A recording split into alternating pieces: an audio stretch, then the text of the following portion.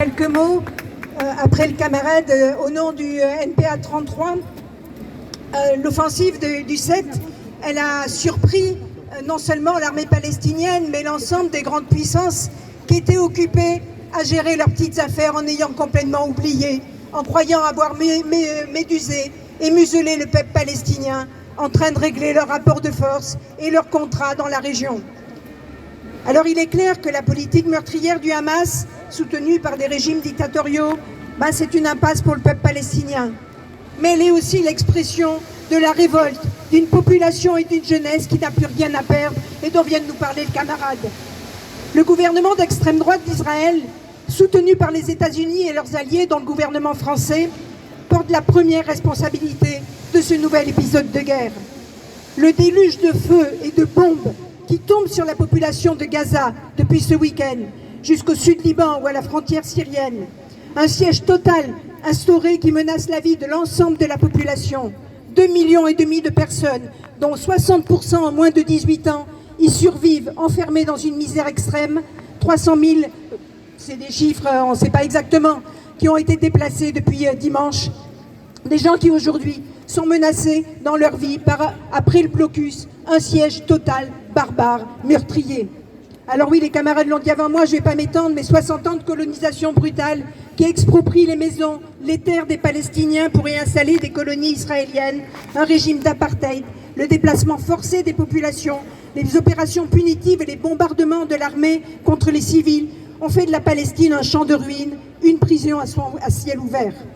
C'est cette même politique que l'ONU a été jusqu'à lui-même hypocritement condamné, que la population israélienne paie aujourd'hui de façon dramatique. Un peuple qui en opprime un autre ne peut pas être un peuple libre. Alors il ne pourra pas y avoir de paix sans que le peuple palestinien y retrouve tous ses droits pleins et entiers. La paix au Moyen-Orient, comme dans le monde entier, elle ne pourra se construire qu'en remettant en cause le chaos capitaliste, le désordre mondial.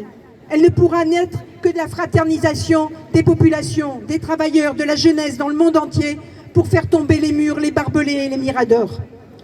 La paix au Moyen-Orient, le capitalisme, il ne peut se survivre qu'en intensifiant la guerre qui fait partout dans le monde aux travailleurs, aux peuples.